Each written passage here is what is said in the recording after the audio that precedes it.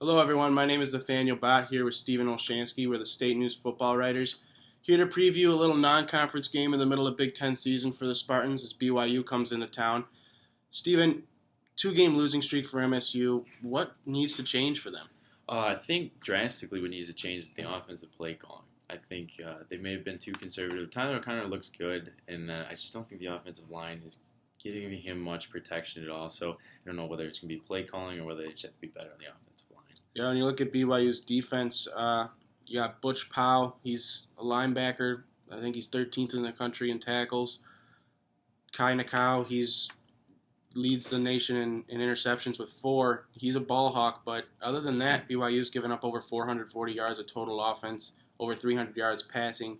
O'Connor, if he keeps his throws concise, leads his receivers, he might be able to have another big day. Oh, yeah, for sure. I think the other thing to look for in this game is how well Michigan State's defense can be able to hold up without John Reschke, Riley Bola, without Raekwon Williams, and without Malik McDowell for the first half.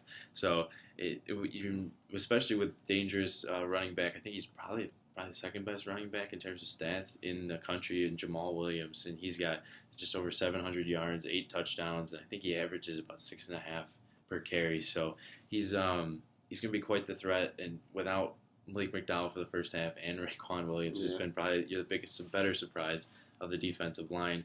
I would expect Jamal Williams to have a good first half, probably nearly 100 yards. If we're going to be It's going to really come down to the guys like Chris Rye, Andrew Dowell, Shane Jones as second-level linebackers and wrapping them up. And wrapping them up's the problem. He leads the nation in yards after contact, too.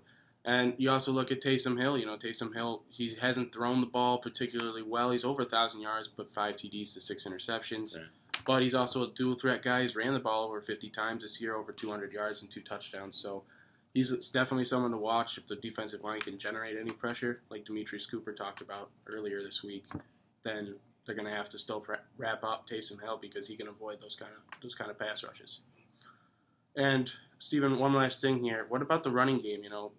Last week, Gerald Holmes, Madre London, L.J. Scott all got carries. L.J. Scott banged up a little bit with the leg injury, but do they need to focus on one guy, or how do you think that they should deal with that? I think one guy needs to get, like D'Antonio did earlier in the year, was just one guy gets the majority of the carries. I think if it's going to be anybody, I think L.J. Scott needs to carry the bulk, and I think Gerald Holmes, if L.J. Scott gets 20 carries, Gerald Holmes gets 12 to 15.